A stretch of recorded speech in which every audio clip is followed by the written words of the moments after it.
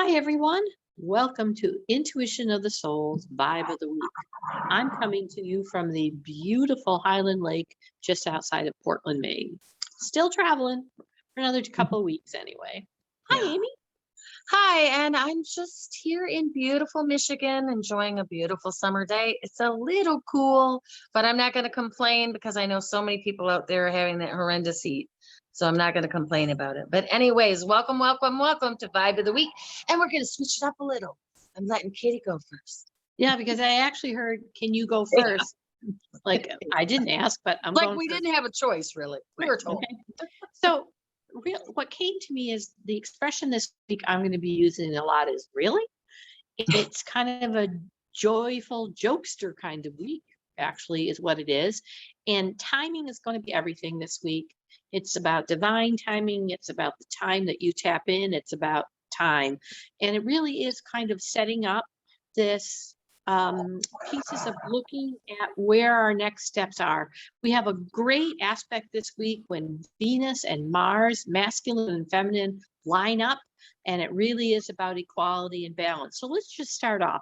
So looking at Monday, we're going to be looking, we've got Venus moving into Cancer, which means we're going to be, I'm sorry, Mercury moving into Cancer. We're going to be looking at our past experiences, but looking at them with a new set of eyes and looking at those memories and finding new messages from those memories. It's new learning, but with old experiences. So where you're feeling lonely or disconnected, this week we had a great program. My indicator is bitterness. Those are the places that I can really look at something else to learn. It's kind of a headstrong, moving forward kind of energy.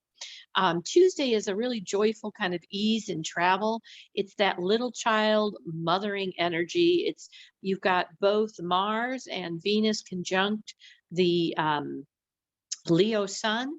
And so there's an artistic, mothering, kind of taking care of that little you. Your passions are going to be stretched.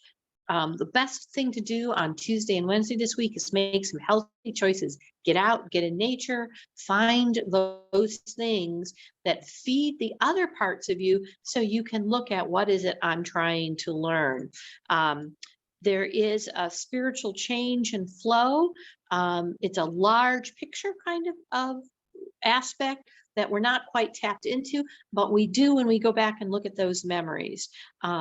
So then we get to Wednesday and we've got the moon moving into Virgo, and make use of this. This is when that Venus and Mars work together, and it's kind of pleasure versus suffering. Which one do you want to do? You actually can start to change some of your desires and look at, I've been thinking about this for a long time, but the picture gets a little bit clear. You're going to have some sound judgments. Tuesday is a great time to look into contracts and things that might be in front of you. Wednesday, make sure you're using that discernment, that sound judgment, independent and open-minded. But at the same time, you want to make sure it is what you're starting to feel inside. This is all an internal kind of week, so make sure you take that time. Then when we get to Wednesday, well, let me double check. Yeah, when we get to that Wednesday, Virgo details are in the larger picture. We've got the Virgo moon, dreamy details, very sensitive. There's a lot of emotions that are coming forward, and you have an opportunity to look at the lessons of them and use them, not just release them, but use them to where you want to go. And you've got this Cancer and Virgo kind of energy. So there's a lot of possibilities of the smaller details of your life this week. Then we get to Thursday, and we have this Libra moon that comes into play, and we were looking for that emotional balance. We've been awakening these feelings of joy and things all week, and now we're looking at the words I wrote as what to do, what to do, what to do. It isn't the day to make the decision, but it's really going to come. Do I do this? Do I do this? Am I being triggered? Do I want this? Is this to teach me something? So what to do, what to do. And it's going to feel like a switch. So try to tap into quietly the vibe of what is it I really, really think I want to be. Because when Friday arrives, you're going to be alive. Maybe that was a real slip. Ooh. You're going to be Be aware internally, responsibly pursue what has been coming clearer and that you're drawn to. Neptune and Uranus, the awakener and the spirit, aren't really speaking to each other. So it's this structural, internal structure that is allowing you to put together those pieces and start to move forward. And then we get to next Saturday. Again, this whole week, timing is everything. Looking at things, when did it come? Is this to move me forward? Is this for me to release? Using that great courage and willpower, especially next Saturday, when we have a change where the moon goes into Scorpio, really look at the timing of your dreams. If you wake up and it's early, like 1 to 2 o'clock, that's more about great courage and willpower and releasing. If it's a later morning dream, that's about relationships and where you want to be moving. It's all setting it up for this move into the Scorpio moon, where you're really going to understand the philanthropic pieces of you and what you want to do next. There's a T-square with that moon, and whenever you have a T-square, the energy you use is the opposite of those two. So when you're looking at this Cancer Capricorn T-square, you are a sovereign being.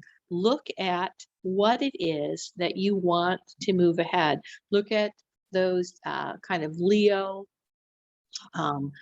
you know, all of that energy you've been through, and look at where is it that I want to go, and how. Again, it's going to be, timing is everything this week. It's a setup to move and move forward, because next Sunday is a launch, a cosmic cookie, if you will. So enjoy the joy and get ready, because you're getting ready to take a new step. I was looking for this 20-degree place that I mentioned that when I was writing it. I'm like, I got to tell Amy about that. But while she's talking, I'm going to look for it. So Okay. anyway, what are you getting? Well, exactly. A lot of divine timing, and be patient with yourself, be patient with other people, and patience and divine timing. I'm hearing that that's a big message. But the other message I got too was kind of for the collective.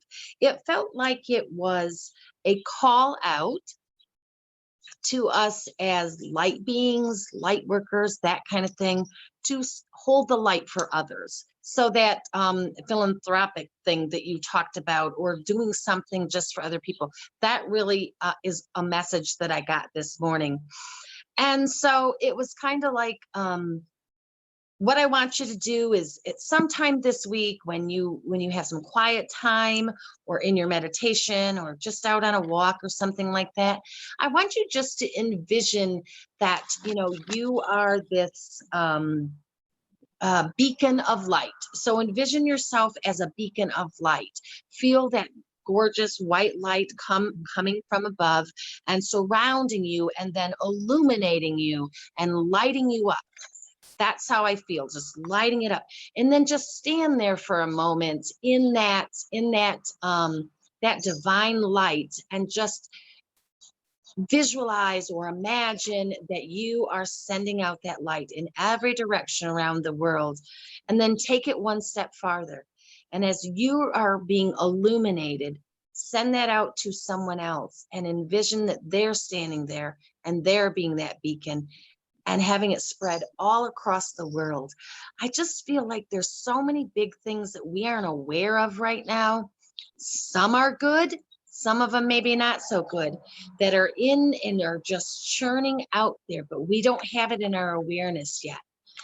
And so what I was feeling was just to be that light for ourselves, be that beacon for ourselves, do those things that Kitty are talking about very much internally, but also don't forget about the collective. Don't forget about sending that light out to those that cannot, aren't in the light. They're having a hard time holding the light, or even don't know about the light.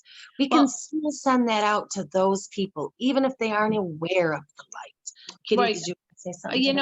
I did write with that whole Venus, when we have a chance for that balance, because Venus and Mars chase each other across the sky. I had written that pleasure versus suffering, but also as your desires arise, tune into the benevolent, because you're right, we don't quite know. Tune into that benevolent. So, So I drew some cards, and so Metatron said, transformation, light and dark. Can't make this crap up. no, And anyways, this is what it is. We are transforming ourselves, but we also can be transformers for other people by holding the light for them. So the light and the dark are really, really significant. And as Kitty was talking about those memories, how to shift those, how to change those, how to make those memories different. Um, Ancestors. The other card that I got was ancestors and appreciation and healing. Okay. So appreciation for all that they've brought to you and all that they've given you and healing from that as well. So your ancestors, which kind of falls into your memories. Your ancestors are going to be a big part of your right. Well, memories. and realizing that you're sorting, are these my memories that I have something to learn from, or are they my memories to let go of? As Yeah. Florentine has told us, give it back when we're done. Yes. And so the final messages, unless Kitty has something else to say, I do a couple ones, is have an attitude of gratitude. Always, always, always be grateful for everything you have, all the knowledge that you have. I'm not even just talking tangible things, but just even your enlightenment, your knowledge of the divine. Be grateful for that, and think about others as we're talking about that. And then abundance is your right. Abundance is your right. And I love this message because I like to think of abundance like, sometimes people think of it like a pie, and there's only so many pieces to go around, and somebody's got a bigger slice than me. Mm-mm. It's not, it's infinite. I think Abundance that, is for everyone, and it is your right. So those of you that might not be feeling deserving, put that out.